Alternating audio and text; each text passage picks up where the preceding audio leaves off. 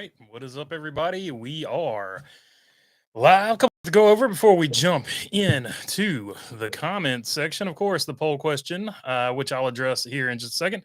Did Charlotte a good case to host a championship finale in the future? Of course, we saw where Brian Kennedy France basically. There we go. Kennedy France or whatever.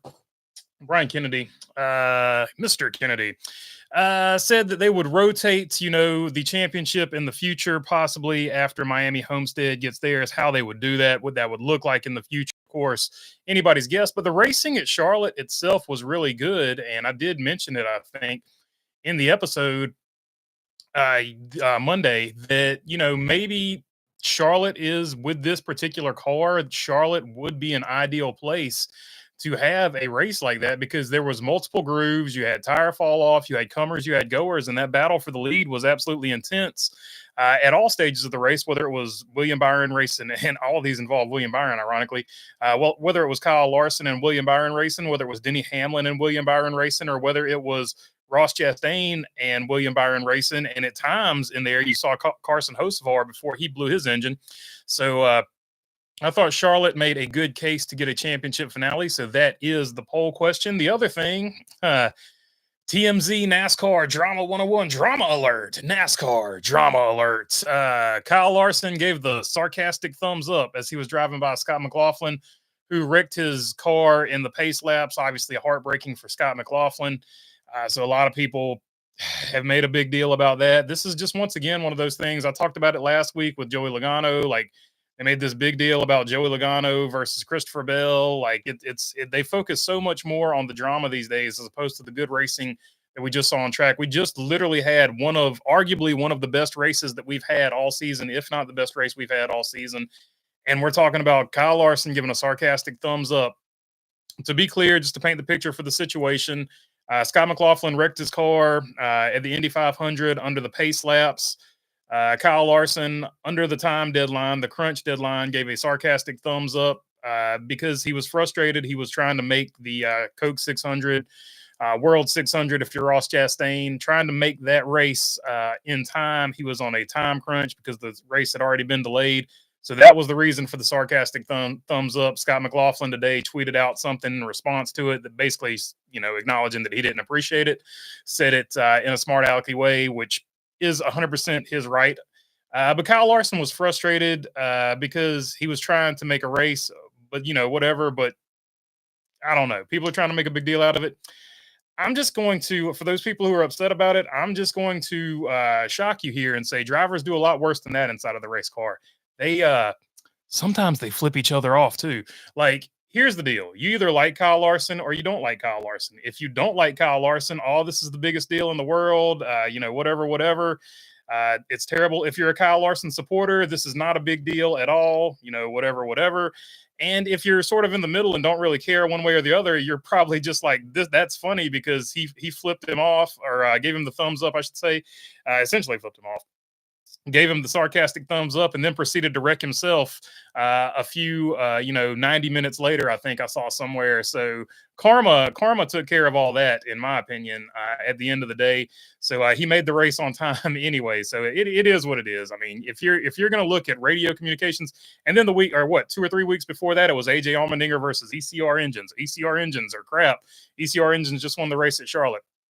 So you can find, if you look at radio communications and inside the cockpit driver interactions, you'll be able to find this meaningless drama every single weekend. And it is literally the laziest, clickbaity, cheapest reporting that you can possibly do. But it is what it is. Like, it gets a lot of clicks. It gets a lot of views. It's going to get a lot of people paid. So obviously you're going to chase it. I'm not hating the players, but I am hating the game. It is pretty lazy. I'll just be totally real about it. Like, you could literally do this every week with some driver in one way, shape, or form. So, it is what it is. Kyle Larson gave the thumbs up when Scott McLaughlin wrecked, and that's that. But I want to focus on the positive things here from Charlotte. And one of those positive things was that Brad Keselowski got his first top 10 of the season. Not only that, he got his first top 5 of the season. A nice run for the 6 car. That was after a nice effort in the All-Star race as well. The All-Star race itself didn't go the way he wanted to, but the All-Star heat race, he did very well in that. So hopefully the 6 team over there at RFK is getting things turned around and headed in the right direction, because they just had been a little bit off here. And it just was not it was not clicking over there for some reason. Hopefully they've got the mojo going in the right direction. Hopefully all the bad luck is behind them, because even when he was having good runs, he would have some type of bad luck or something like that. So hopefully all that is behind them over there, and Brad Keselowski is well on his way to turning around his season, kind of in a win or go home situation. So I do think he is going to have a win, unless some people have some serious trouble from 16th on back, or 16th on up, I guess I should say. But yeah, he's probably in a win or win to get in situation himself. But hopefully they've got it turned around over there at RFK. And William Byron led the most laps he's ever led in his career. Absolutely dominated that race, as much as you can dominate a 600-mile race, 400 laps race. Didn't come away with the victory, but scored so many points that he basically flipped the points lead on Kyle Larson. He came in there, I think, 30 something behind. He's now 29 or something points ahead of Kyle Larson. So completely flipped the scenario there. Didn't get the finish he wanted, but that second place, good for him in the points. So he might be at an advantage to getting that regular season points championship. So just the racing at Charlotte, we had such a good race at Charlotte that it really just frustrates me that we're going to try to find some type of stupid drama. Like Denny Hamlin, the drama he was trying to stir this week is, oh, I can't believe they said I was helping Ross Chastain. What are these people watching? Like, we just had one of the best races of all time, right? And we're trying to find drama to talk about, where we should be talking about Ross Chastain coming from last, going all the way to first in a backup car for Trackhouse, a team that had been struggling. That would be a great story to talk about. Maybe we lead the headlines with that story, and not Kyle Larson gave the thumbs up to Scott McLaughlin. Maybe talk about how William Byron flipped the points lead on Kyle Larson, who had a terrible attempt at the double. Maybe talk about that instead of Denny Hamlin. Denny Hamlin assisted Ross Chastain in getting the pass over William Byron. Like, maybe talk about those stories. Brad Keselowski getting his first top 10 of the season. Maybe talk about those stories, and not this guy's mad at this guy, when they're probably not even really mad at each other, to be totally honest with you. It's just what the media clings to for clicks and views. But that's just my opinion on it. Poll question is up. Did Charlotte make a good case to host the championship finale in the future? Right now, I've picked another terrible poll question. 96% of you are saying yes. So okay, that's a terrible poll question if it's that obvious. All right, let's get into the chat and see what you guys want to talk about. That race was epic, and it is historic. Damn fine work from Ross Chastain, says Shy. Yeah, not only good point, Shy. Not only that, but I think it's the furthest in the field anybody's ever come to win the race there at the Coke 600, World 600, if you're Ross Chastain. So, yeah, that's a good point there. And shout out to Cleater Shy, also saying shout out to Cletus McFarland. Yeah, he screwed up, but he owned up to it and felt bad. ARCA is learning, and is a place for learning, and a P9 is darn good. Yeah, I'm right there with you. McFarland is doing a really good job with his limited starts, and that was a great finish. Charlotte is not an easy track to get around. I'll just go ahead and tell you that. Yes, he missed the shift. That happens from time to time. You're going to see guys do that. So, yes, he piled up the field behind him, but at the end of the day, he shook that off and still got a P9 out of it. So, good job. I guess it's just me feeling rather lonely, says Shaw. No, I think Cletus did a great job there. Look, young guys or inexperienced guys are going to miss shifts and do stuff like that. You got to put it behind you, but he salvaged it and got a good finish out of the day. So, he did everything he needed to do post, messing up on that shift there. The fantasy picks are live for Nashville race, and they are interesting, says Sir Wood Rooster. So there you go. Sir Wood Rooster has his picks for Nashville already locked in, so go check him out. I like the Amazon broadcast so far. The leaderboard was fast and seemed accurate. I do miss the caution bar Fox uses, says one wise guy. Yeah, I think overall Amazon did a great job as far as their race coverage. I think they've had the best race coverage of Fox or NBC here recently, and it'll also be really interesting to see how TNT pulls off their coverage when it comes to their time of the season to jump in there and do it after these I can't remember if it's 5 or 6 races for Amazon, but however many races Amazon has, and then when TNT jumps in there and does their deal, I think it'll be really, really interesting. But yeah, just a few little odds and ends that'll take a little bit of adjusting and getting used to. But so far, the coverage has been great. I like that they've got a post race and a pre race, and they cover the race well. So I'm all for that. Pre-race show does remind me of the old race day, says one wise guy, which is a good thing. People have been clamoring for race day to come back for a long period of time. Somebody bought out Speed Vision and said Speed Vision was coming back a couple years ago. Speed Vision never brought back, race day or whatever. So unfortunate as far as that goes, but at the end of the day, Amazon looked at all that, and it looks like Amazon is going to mimic, of course, what they did back in the day with the old race day or race day pre-race coverage. So off to a good start so far. So what happened at Sobo, says one wise guy?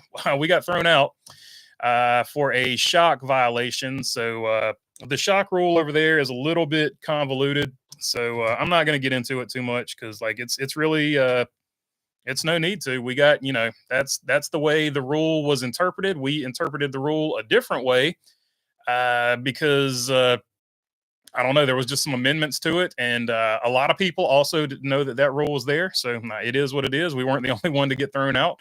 Another car got thrown out for being too low. So it is what it is. We'll get the right shocks on there and go back and try it again. So nothing more to really say about it other than that. Just got to keep trying hard. Tech guy doing his job, and we're going to go back and do our job. So that's all you can do as far as those situations goes. It sucks though, because Lane Woods he drove his tail off, and he won that race. The car just didn't get through tech. So shit happens sometimes. That's all I can say about that. Let's see. The shocks weren't the reason we won that race, though. I'll just go ahead and tell you that. So we'll see what happens going forward. My determination is we'll put the proper shocks on and hopefully go back and get them again. So that's what I'm trying to do. Amazon did a great job with the broadcast. Fox needs to watch them and learn something, says Bruce Reed. Yeah. So Fox, the guy from Fox had an interesting comment from Adam Stern. And I think I took a picture of it. If not, we'll move on to something else. But I think I got a picture of it here. Yep, I sure do. I wouldn't draw any conclusions from what we did this year to market NASCAR to what next year might look like. That was Robert Gottlieb, president of marketing for Fox Sports. So obviously Fox did not market NASCAR as heavily as they have in the past. And he basically right there is saying that probably will not be the same next year. So expect more marketing going toward NASCAR next year from Fox is pretty much what he's making you believe there. So if you thought NASCAR wasn't marketed hard this year, you were not crazy. He just basically admitted it, that they didn't spend a lot of money marketing NASCAR this year. So interesting that he admitted it. Let's see. Prime coverage was awesome. Commentators were very good, but they did make some mistakes that need cleaning up and slow down the ticker just a bit, says Shaw. So there you go. Few little tweaks. I mean, for their first broadcast, though, not bad. I think they'll get all that stuff under control. I like that they cursed and didn't apologize for it, says one wise guy. That is the beauty of being on internet streaming. They don't have the same guidelines, FCC guidelines, as basically Fox and, mainstream regular TV have. Bruce Reed saying, and Blaney is still cursed. Indeed, Blaney is still cursed. Unfortunately, he was in that Chase Briscoe's latest act of terrorism, his latest jihad against Daniel Suarez, and who else was in there? I think Kyle Larson got a piece of that, Suarez and Ryan Blaney, obviously, and maybe one or two others, if I'm not mistaken. Was the move by Ross fair, passing Byron? He said William had a choice to either wreck or hit the brakes and finish second. Hey, look, if you get a chance to get the lead, you got to use that chance to get the lead. I don't know. I think it was fair. I would have done. All I can say is I would have done the same thing. And if anybody wouldn't have done the same thing, good for them. They're racing under their moral contract, but my moral contract, I'm going to throw it in there and hope it sticks. And if William Byron didn't lift, he was going to take both of them out, and that would have gifted it to Denny Hamlin or whoever was running. Chase Briscoe ended up third, so I guess technically would have gifted it to Chase Briscoe. Hoping NBC is taking notes, and if Prime can keep it up, I say give them the whole year, says Shaw. Well, they signed this contract for a long period of time, so I don't think it's going to be as cut and dry as that, but Amazon getting the whole schedule wouldn't upset me as much as it would upset some other people. Some people are just not going to buy Amazon. They have a thing against Amazon. They're just not going to mess with them. I love the Amazon broadcast. Nice to have an actual post race. I thought the race itself was probably the best race of the year. The whole even had a major crown jewel type feel. Says Jesse Daly. Yeah, and it is a crown jewel. This is Ross's first crown jewel as well. That's another aspect of the story that we could talk about, or that that could be talked about, other than Kyle Larson giving the thumbs up today, uh, or Joey Logano beefing with Christopher Bell last week, or AJ Allmendinger saying ECR engines suck. Like one of the more positive things we could talk about. Watermelon had one heck of a day. Most impressive, one of the most impressive drives of the 600 all time, honestly, says Napa Racing Fan. Yeah, it was. It was. I think, yeah, if I'm not mistaken, I think that's the furthest back anybody's ever come to win a Coke 600. So it was a massively impressive day. And to Jesse's point, it was promoted like a crown jewel event too. Like, it felt like a crown jewel event. So there was all the pomp and circumstance and all that good stuff. The Memorial Day weekend, everything about it, I think, was handled very well from Amazon's perspective. And the drivers came and showed out too. They went for it. Plenty of good racing all throughout the field, including the front of the pack. TNT should be good too, I'd assume, says one wise guy. Yeah, TNT is next up. Then it will go on to NBC. So we will see what TNT does with their portion of the schedule. John P. Hey, BB, didn't make it to work today. I had a torn motivator cuff and just wanted to watch Paw Patrol with my dog. Maybe I will go tomorrow, says John P. There you go, John P. Calling in sick with a torn motivator cuff.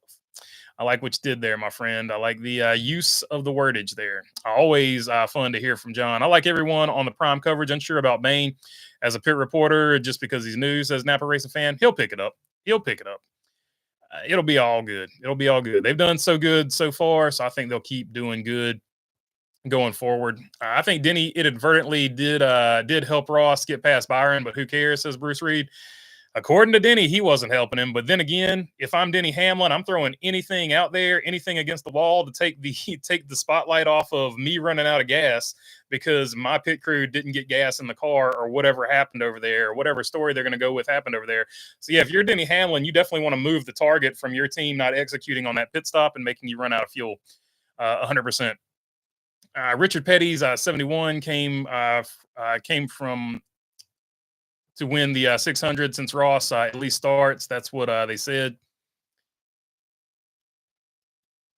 Came from the back as well, says Shas. Okay, so it might have been a there might have been one more that went further there. I'll have to look that up. I see that Alex Palou and Ganassi team won $3.8 million in the Indy 500. Nice purse, says Bruce Garvey. Indeed, 3.8 is not a bad day of work for sure. Trotta did good controlling the broadcast too, with little to no commercials, says one wise guy. Yeah, for sure. She stepped in and did her moderator job well. Hey, BB, saw Chandler Smith flip off my guy Lane a couple weeks ago.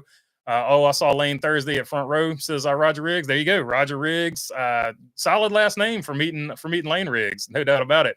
So yeah, Lane, drivers are going to flip each other off. Like, stuff is going to happen inside the race car. Like I said, you could literally, like, if you wanted a NASCAR drama channel, you could literally talk about all that stuff every week.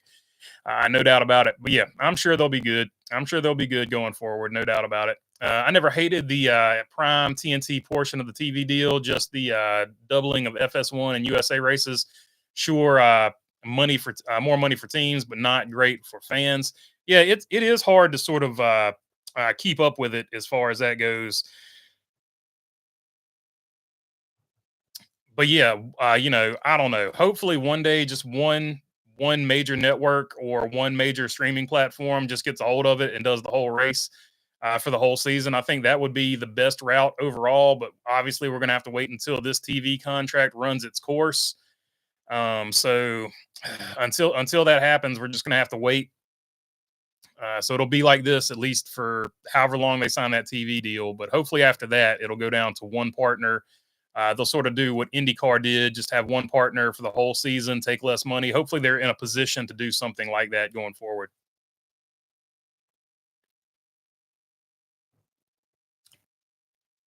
Less cable races, more broadcast races, the better. Well, indeed. Whenever you can get on major network, like one of the major networks, you're always going to get better viewership that way, and that would grow the sport. That's one of the things that gets left out about not growing the sport. A lot of the races were on network TV. Now, fewer of the races are on network TV, so it's harder to keep up with. It's harder to follow. IndyCar is going to help itself dramatically by always being on Fox, Big Fox, for their races when with the contract they signed. Amazon has four left total of five races. So Amazon had five, not six. So Amazon's five races. They've got four more until it's TNT's turn. Good to see Trotta back on TV, says Napa Racing fan. That was a great race, especially for Cup, where it's where it's a doggy dog eat series with one psi, or a cheating Penske that can change the outcome, says John P. So there you go. One psi of air pressure can definitely change the outcome. Just ask Brad Keselowski when he had that car that was way faster than everybody else, but it was due to air pressure, and the air pressure just didn't hold up for him there a couple weeks ago. Side by side ads, but it worked out for him this week as he got his first top five of the season, first top 10 of the season as well. Side by side ads were nicer than full screen commercials during green flag racing. Last 63 laps, commercial free was great, says Napa Race fan. Indeed, Amazon listened to the fans and did what they were asking for. And surprise, surprise, the fans loved it. So maybe Fox and NBC and the rest of them, TNT, can take a page out of their book and listen to the fans going forward, because happy fans is going to lead to more viewership, which is going to lead to more eyeballs, which means you can charge more for those commercials wherever you put them in the broadcast. I spent my Monday watching the Ross interviews, and when I watched the last stage, the last 15 laps, three times, drinking Canuck beer and just being a moose. So Shy out there being a moose for Ross, a moose on the loose up in the Great White North, or whatever it's called up there. Coke 600 was a really good race, but I think Prime was a bigger winner than Chastain. I wasn't surprised Prime was good, just didn't expect greatness right out of the gate, says Napa Racing fan. And you bring up a good point there. You really, usually when you come out of the gate like that, there's going to be a few like hiccups, and, some stuff is going to go wrong. Whatever they did to prepare for this race, whatever Prime has been doing to prepare for their sports side of it, NASCAR wise, they knocked it out of the park. I don't know how many test runs or how many trials they did, but they really executed like they've been doing this for years. And it is very impressive that they didn't have any huge hiccups or any big deals that went down. Like, case in point, Netflix, when they did the Mike Tyson fight, they had all kinds of problems, all kinds of issues. None of that happened on Amazon Prime. So kudos to them. They got it done. Everything went smoothly. And like I said, they look like they've been doing this for years.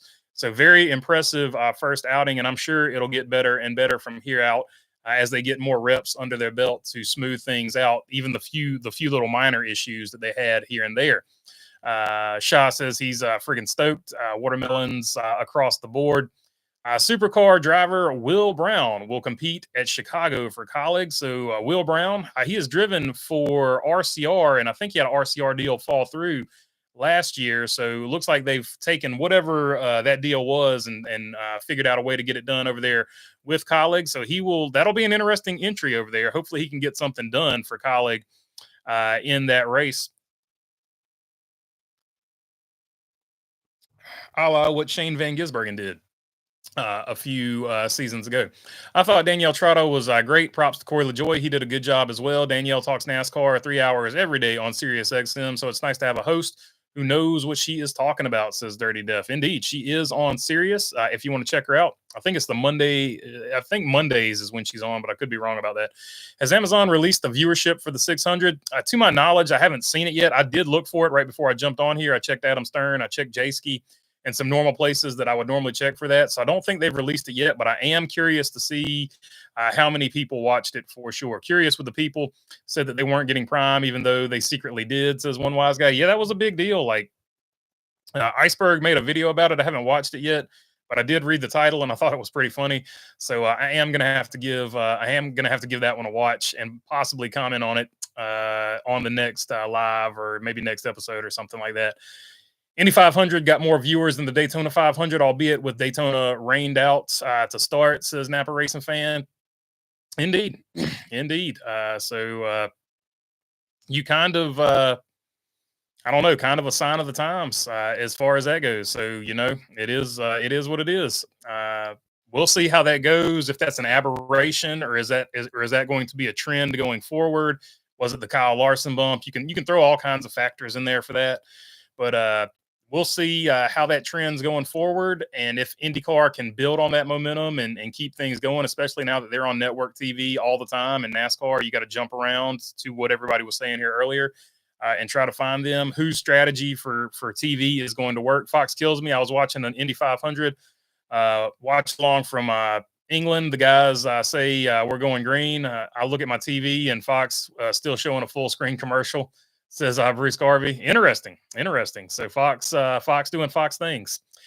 Ford Motor Company as a manufacturer only led 5 laps during this, says Tim Race. Yeah, it was a Penske was way off. Like, they weren't good last year, but this year they were really, I don't know. They just missed it big. They missed it big here for some reason. Nobody, like, Brad Keselowski got a good finish, but none of the Ford cars had what I would call race winning speed.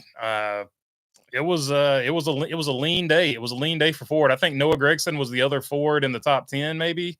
Ryan Preece was up there at some point. So I don't know, because a few people ran out of gas at the end. I know Denny Hamlin and Austin Dillon did, but uh, the only two that I remember being in the top 10 were Keselowski and Noah Gragson. Maybe Preece snuck in there. I don't know. I don't have the top 10 in front of me. But yeah, but none of the Fords are really contending for the lead. They cycled some pit stops and led some laps that way, but it was somehow they missed the setup there, which I don't know. I don't know what that means going forward, but hopefully they get it figured out. I think that's what Chase Elliott lacks at times. He's great, super consistent, but seems like he hardly takes those type of risks that it may take to win a race, says Dirty Def. Yeah, and with cars sort of being as close as they've ever been, it's gonna take some aggressive driving to get multiple wins in a season. You can't just it's gonna be harder to out set up a person when everything is pretty much there. There's room to wiggle and adjust things. Don't get me wrong, but it's much harder to wiggle and adjust things than it ever has been before. So you're gonna have to be more aggressive as a driver at some tracks in some situations. So maybe, I don't know, maybe, but I feel like Chase is having a great season. So I don't know. It'll be interesting to see how it all shakes out. I've never been a big fan of Ross, but he really earned my respect on Sunday. I was pulling for him at the end. Hell of a drive, says Jesse Daly. That's the one thing about Ross Chastain. He's going to give you everything he's got every time he gets in a race car, no matter what race car he's driving. I was talking to somebody earlier this week, back when he was driving that number 15, and back when he drove, the 77 for a few races, back when he was just ping ponging between start and park, essentially, teams. Even when he was driving those cars, he was giving it everything he had, and you could really see it in the Truck Series where he was driving for Nice, where he was just hanging that thing out on the ragged edge, like every single lap. Like, he is going to go as hard as he can go, trying to win races, and that's something I really appreciate too as a race car driver. Just watching a race car driver, I like the guys that absolutely go for it. Like a Carson Hocevar is another great example of that. I just like the guys like that. Kyle Larson, like, he wrecks, but he also wins a lot too, right? I love guys like that. Now, the guys that wreck all the time and don't win, they need to dial it back a notch. But the guys that win a lot but also wreck a lot, I do appreciate that they're always going for it. They're not worried about overstepping and finishing last. They're more concerned about not finishing first, if that makes any sense. So yeah, I love watching drivers like that, 100%. Curious to see how Ross and his team perform after this. Will carry over for the rest of the season, or will they go back to qualifying in the 30s, says Dirty Def. I don't know. So hopefully they don't need 600 miles to get to the front again, because they're always going to be 100 or 200 miles short if that's continues to be their strategy. Chastain also became the first NASCAR driver in 54 years to accomplish the feat. 7-time NASCAR champion Richard Petty started last and won at Richmond in 1971. So there you go, Shy, pulling up the stats from 71. I love it. Appreciate your help, my friend. I doubt the Cup Series will ever have just one broadcast partner. That has never happened, even with the streaming era. Other services would pick up Cup races, says Napa Racing Fan. Yep. So they're in a unique position where they run more races than anybody, too. So it would be super hard for them to pull something like that off. Bo Cephas, let's see here, is the future, I believe. His talent is better than the equipment. He's in at Legacy. Let's see. Josephus is at Spire, so I'm pretty sure he is the future. I just don't know where he's going to go. If he stays at Spire, does he slide in somewhere else? It's going to be hard to say. Auto Week, never mind. I guess it wasn't at Richmond. I'm going to keep searching. Says Shaw. Okay, so Shaw is going to keep looking to see what is going on with when Richard Petty got that finish. Let's see.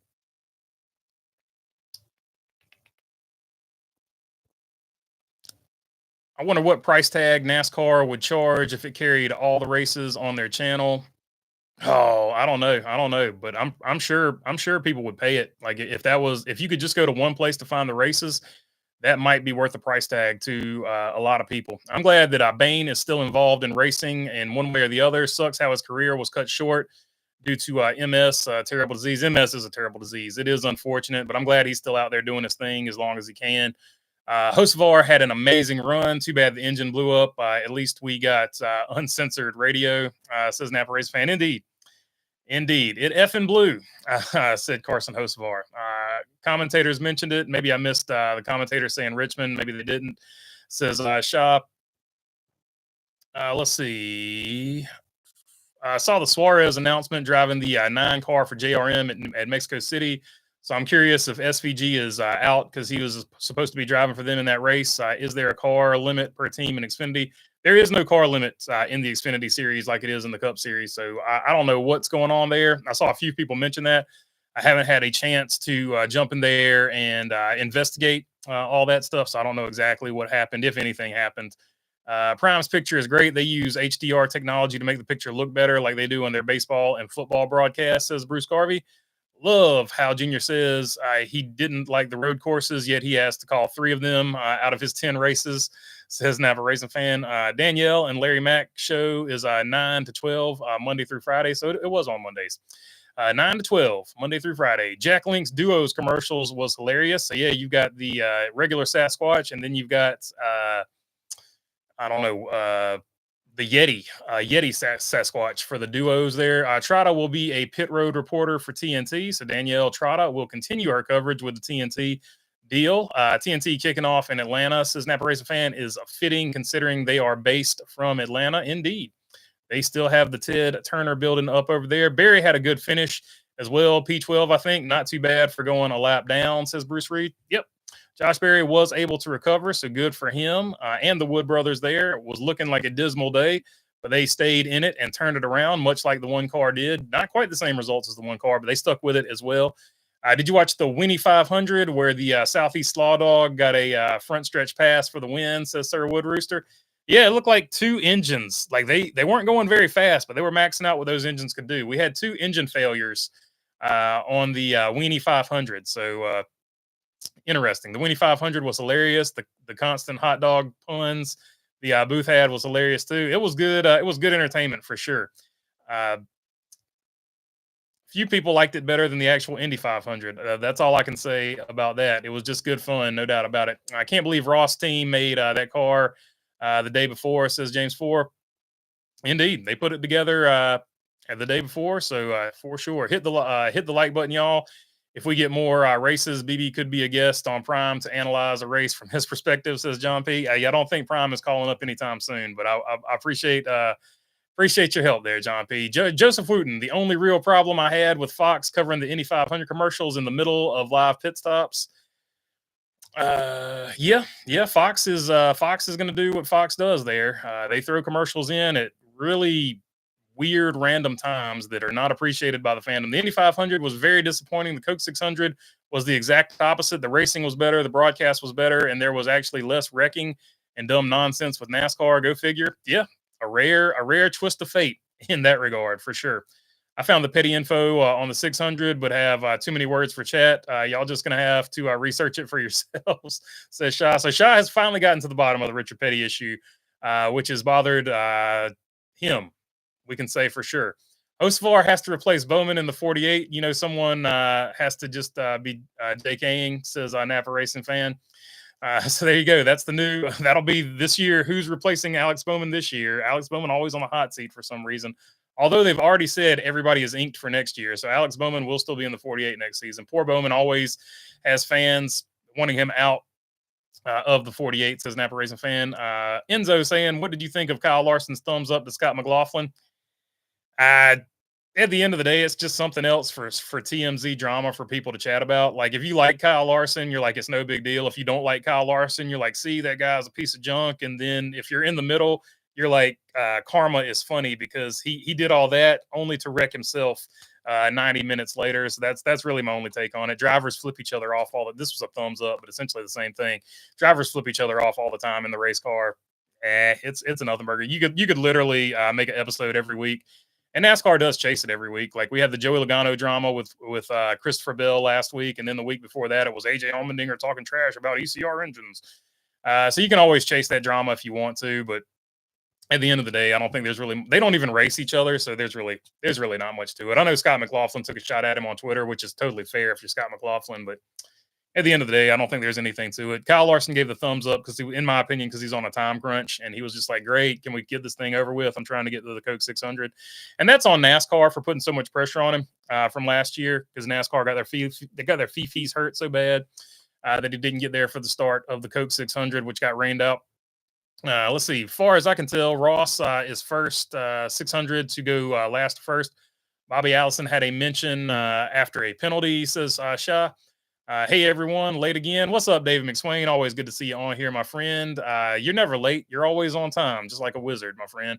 The Indy 500 was just bizarre. Yeah, it was really just a weird. I feel like they started it when the track was way too damp. That was part of the problem. But yeah, I'm with you. It did feel like it was a weird Indy 500 for sure. I thought I was watching Arco with wings, says Shah. ABC was much better covering the Indy 500, says Bruce Reed. Yeah, Fox is just taking L's across the board, and I'm here for it because they have not done a good job with their coverage this year. Speaking of Prime, episode 3 and 4 of Earnhardt release on Thursday. Love how they're not afraid to go after Teresa, the Wicked Witch of the South. Was wicked, and then and still is now, unfortunately, says Napa Racing fan.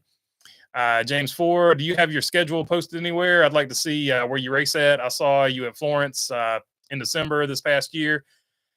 Yeah, we're normally at South Boston. I was at South Boston last week. So typically I'm at South Boston whenever there is a South Boston race. That's the only like official kind of schedule I can give you. But other than that, sort of bounce around as needed. I think the stages should be all different lengths for the 600, the 60, the 80, the 100, the 160 equals 400 laps. Says like dislike. It would help with because you could get a fuel strategy better for that type of race. But I don't know. I just wish we didn't have stage. You can have stage points, just don't have caution brakes for them. Like, I think that would be better, but that's just me. Harvick had major praise for Ross on his show this week. I gave him a lot of credit for speaking up a couple of weeks ago about them being slow. Said not many drivers are leaders anymore. Cool. I'll have to check out the happy hour then. I haven't seen that one yet. Expectations for Nashville. Hopefully they put on a good race. Let's see who's good at Nashville.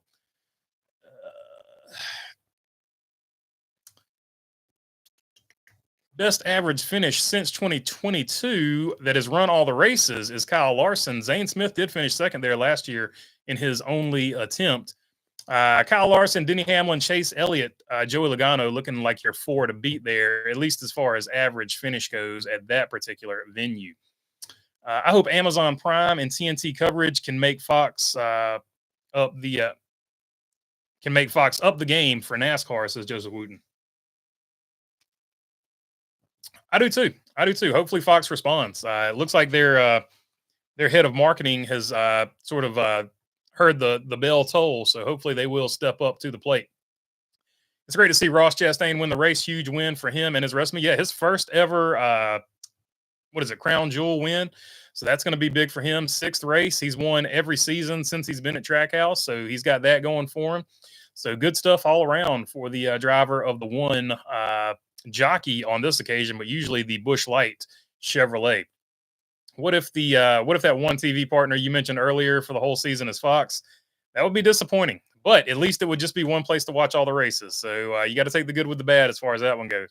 I have to wonder if there is a little bit more to Suarez driving for JRM in Mexico. I don't think it's that far fetched to believe he could move down there in Xfinity if he had a top ride there, says Jesse Daly. Maybe. We'll see. We'll see what's going on. A lot of rumors swirling around him and Connor Zilic and him and SVG as far as who Zilic is going to replace over there at Trackhouse, allegedly. Fox is going to Fox, says Dirty Def. Indeed, Fox is always going to Fox. I really liked episodes 1 and 2 of Earnhardt. Interested to see how much they'll go after Teresa in episodes 3 and 4. They'll probably be done with it after that because it's not the Teresa show, so they'll probably continue to focus on Senior after that. What does the Fox say? Says Shah. Say Shah is on. What does the Fox say?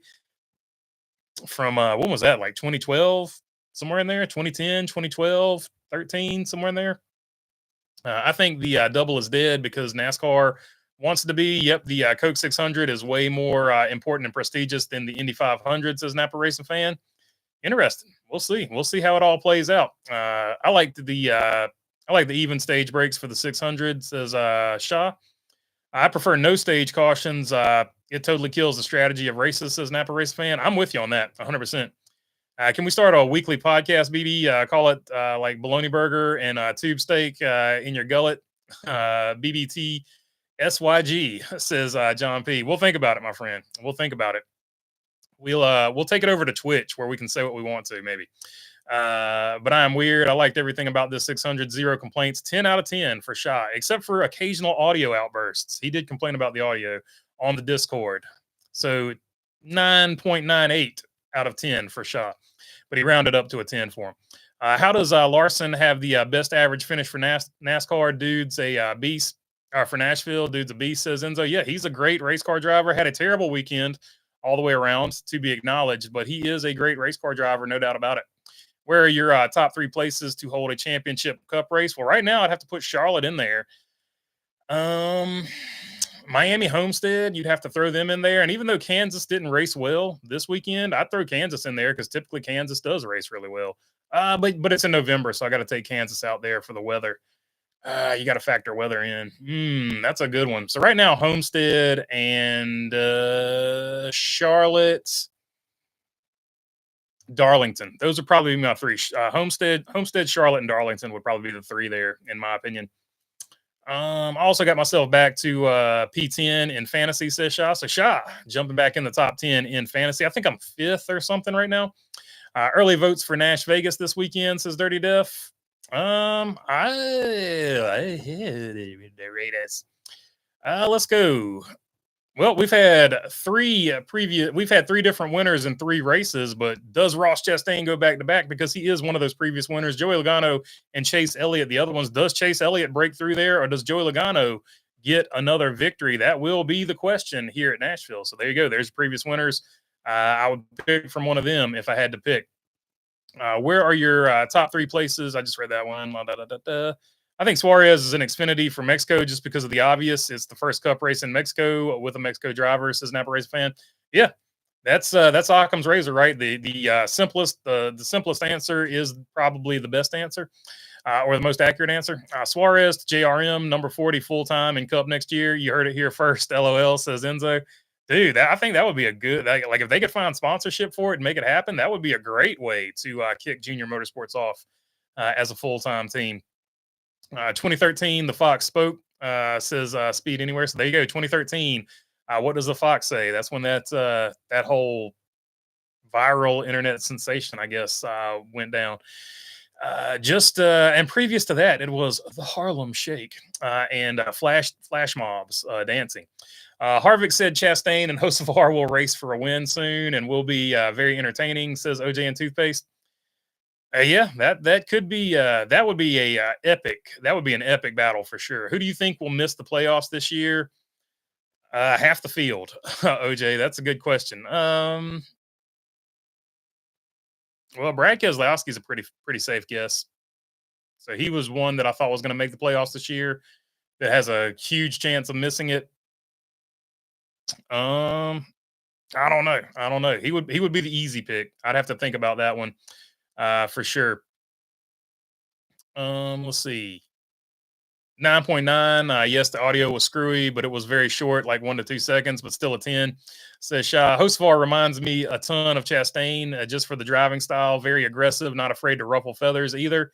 Yeah, those are the type of drivers I like. They're not concerned about your feelings. Same reason I like Joey Logano. He's not worried about your feel, even though when it's done to him, sometimes he complains, right? So there's the hypocritical factor there. But they're not worried about your feelings inside that race car. They're just trying to win races, and that's why I like Dale Senior growing up. So it's been around that long, at least for how I like to watch guys race. Byron wins Nashville. So John Ray saying Byron wins Nashville makes up for the Charlotte race that he dominated for the most part.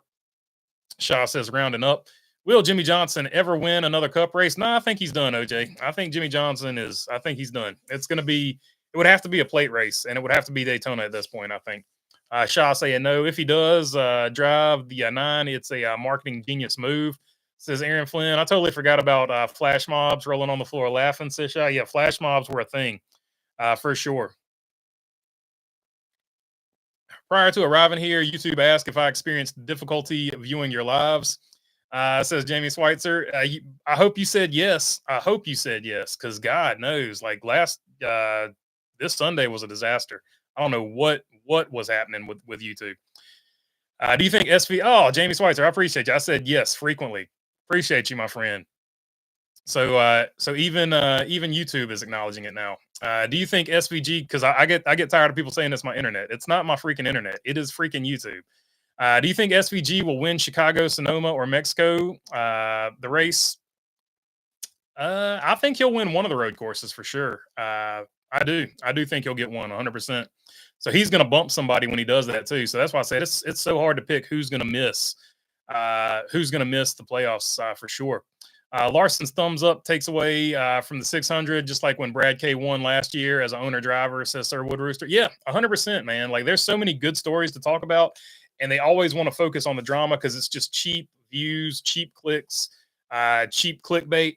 Instead of doing like actual, talking about something positive in the racing community, they always want to veer off into this negative bull crap. SVG wins 2 road courses. Just saying, says Dave McSwain. I'm with you, man. I like your confidence. I think he's going to win at least one, but it wouldn't surprise me if he won 2. Just sad that Johnson's last win was a 2019 Clash where he accidentally wrecked Menard out of first place, says Napa race fan. It's tough. It's tough. But Paul Menard got the one race in NASCAR, the one win in NASCAR that he wanted. So Paul Menard had a good career, even though he never smiled for a picture. I feel like, or tried not to smile for a picture. I feel like Carson and Ross are throwback drivers, says one wise guy. Yeah, to an extent. I agree. What broadcast is better, Fox or Prime? I'm going to go with Earth 2, Fox. Earth 1, Prime. 100%. You guys are going to hate me for this, but I would have Texas be in my rotation for the final race as like dislike. So Like's going with Texas there. I think you'll be okay with that. I think a lot of people like Texas. BB, guess my age. I can remember Pogs, Atari, Jinko jeans, cassette tapes, Blockbusters on Friday, old Pizza Huts, Walkman before anti-skip feature, ashtrays on airplanes, and smoking restaurant sections. So that's going to put you from probably 38 to 44. I would say that would be my range there for you, John P. Wow, YouTube cares. Amazing, says Shy. Indeed. Thank goodness. My tinfoil hat prediction is Joey wins Nashville while breaking his overtime record at Nashville last year, says Jamie Spicer. I forgot this was the 5 overtime race. So, yeah, 100%. You should move over to Twitch. LOL. To heck with YouTube, says Bruce Reed. Maybe. Well, we'll see. I don't know if I'm ready for Twitch, though. I don't know, man. Are you surprised Kyle Busch didn't sign with another team, says OJ and Toothpaste? Nope, I'm not at all, because it's just he's an older driver. You know what you're getting. He's one of the best to ever do it. But at most, if you're looking at it from a team perspective, at most you're going to get 5 good years out of him. Gibbs got rid of him to go younger, essentially, is my opinion. So that rules out them. So if you're a Kyle Busch or Kyle Busch fan, you want to go to a team that's better than RCR, right? Hendrick is locked up. So Hendrick's already locked up for next year. And Penske, I don't think Penske has any openings over there. So those would be the teams that are dramatically better than RCR. Now you can say other teams are maybe a little bit better than RCR, but the rest of it would be a lateral move. So do you want to make that lateral move? And are there opportunities to make that lateral move if you want to make that lateral move? Who needs a veteran driver? Spire, did he want to take that risk like Michael McDowell took over there at Spire? I don't know if that opportunity was presented to him. That would be the one that you, if you're Kyle Busch, you maybe would have took a risk on, depending on what they're going to do. Are they going to go Dodge? Are they going to go Honda? Are they going to be the number one team over there? Sort of like what Bill Elliott did. Bill Elliott took that risk with Dodge back in the day with Ray Evernham. So maybe that's the move you make if you're a Kyle Busch. I don't think there were any openings over there at 2311. A lot of people, even though a lot of people like to throw that out there, I don't think there were any openings over there. So to me, it was just a culmination of Kyle Busch's best opportunity and his best bet to win more races was at RCR, because RCR, for all the flack they get, RCR is actually no slouch. They just built an engine that went to victory lane. All they got to do is hit a setup the same way the one car hit a setup, and Kyle Busch will go to victory lane. So we've seen him do it 3 times with RCR already. So you know, I think he feels confident about what's going on over there. Obviously, it's not. It's been more of a struggle than it was when he was at Joe Gibbs Racing. But just about any other organization not named Penske or Hendrick is going to be a struggle compared to Joe Gibbs Racing. So I think he's pretty. I think he's pretty satisfied and happy where he's at. So it did not surprise me at all that he's staying where he's staying. Shaw said, maybe I should send them a strongly worded letter regarding BB and bad support, says Shaw. It would be much appreciated because the live streams have been suffering for sure. 2011 Brickyard 400 was Menard's Cup win, says Napa Racing Fan. Yeah, 2011 it is. There you go. Appreciate you jumping in there, Napa. Sonoma or Watkins Glen, maybe the final race of the year. That would be perfect, OJ. 100%. One wise guy saying 41, 37. LOL, pretty spot on, says John P. So there you go. John P. On the he's on the 3-7 gang. It's all downhill. It's been downhill for 10 years for you, my friend. But enjoy the ride. It's more fun going downhill than it is going up. I'm 57 and all of them apply to me. Smoking on planes included, says Jamie Schweitzer. You remember when cars had the little ashtray? Little flip down ashtrays in the door on the door rest. That's now there's USB ports. The times they are changing. Bush doesn't have a better opportunity available. The number 48 won't be available in 2027, says Napa Race Fan. Indeed. I am 53. We smoked everywhere, drank and drove. No baby seats. It's a miracle any of us survived. Effing wimp millennials, says Shah. So there you go. Shah throwing lawn darts at the millennials. Let's see. Did Kyle Busch stay with RCR to put Brexton in the pipeline? That's a good point, Sir Wood Rooster. That probably has a little bit to do with it as well. So that is a very good point. I think that probably does, because he's talked about Brexton's future as a big part of his future. So yeah, I do think that played into it. And if you remember when he signed him, even Richard Childress basically gave Brexton a little contract there and slid him a little grandpa money as well. So I do think that has a lot to play with it. Plays into it a lot. Trampolines with no pads or catch fences, says Shaw. BB, any thoughts on why Bill Spotter would up and quit? Friction with Baby Gibbs or office politics of JGR? I don't know. It's really a strange situation. It had to be something, in my opinion, pretty big, because this is pretty deep in the season. So I don't know. BB, any thoughts on why Bill Spotter? Well, I just read that one. AJ Allmendinger and Ricky Stenhouse Jr. have outrun RCR this year. Even Austin Dillon has outrun Busch most weeks, says Napa Racing Fan. It is what it is. They'll get it figured out, though, for sure, in my opinion. Our airsoft were BB guns, says Shah. The old Daisy BBs. Do we know how long his contract extension was for? Says like dislike. I don't know. They haven't actually released the contract extension. It's just been I think Jordan Bianchi put that rumor out there and attached his name to it. Jamie Schweitzer, I like your upbringing, and Seabell Spotter was informed that he was not going to be with JGR next year, so he quit on his own terms. That's what I've heard. Okay, good call there, John P. So John P has some more insight into it. So apparently they told him he's not going to be back next year. So he said, "All right, well, y'all just have fun with it for the rest of this year." So that there you go. That's one way to go out for sure. Ty Gibbs was critical of Bell's replacement on his first day as a spotter. Ever says Jamie Schweitzer. KB's contract is 1 year, says Dave McSwain. So yeah, the current contract goes to 2026 because RCR picked up the option. So 2027 will be his actual contract year. Good call there, David McSwain. Did you think of Zilly's 87 performance in the Coke 600? Says OJ and Toothpaste. I never even paid attention to him. I don't even know. I don't even know, which is kind of a good thing that you didn't notice him. But yeah, I didn't even. I don't even know where he finished, to be totally honest with you. The Bell spotter leaving is intriguing for sure, says Shaw. My dad threw cigarette butts out a hole in the floorboard. That's how he found out he had a gas leak, says Brickyard Brickhead. Interesting. That's one way of doing that, too. The worst thing JGR has done is not sign Corey Haim. I agree with you 100% there, Napa, because Ty had bad blood with him in ARCA. It's totally ridiculous. He had bad blood with him in the Cars Tour, too, allegedly, in my opinion. Haim is stuck in trucks. He's too good for trucks.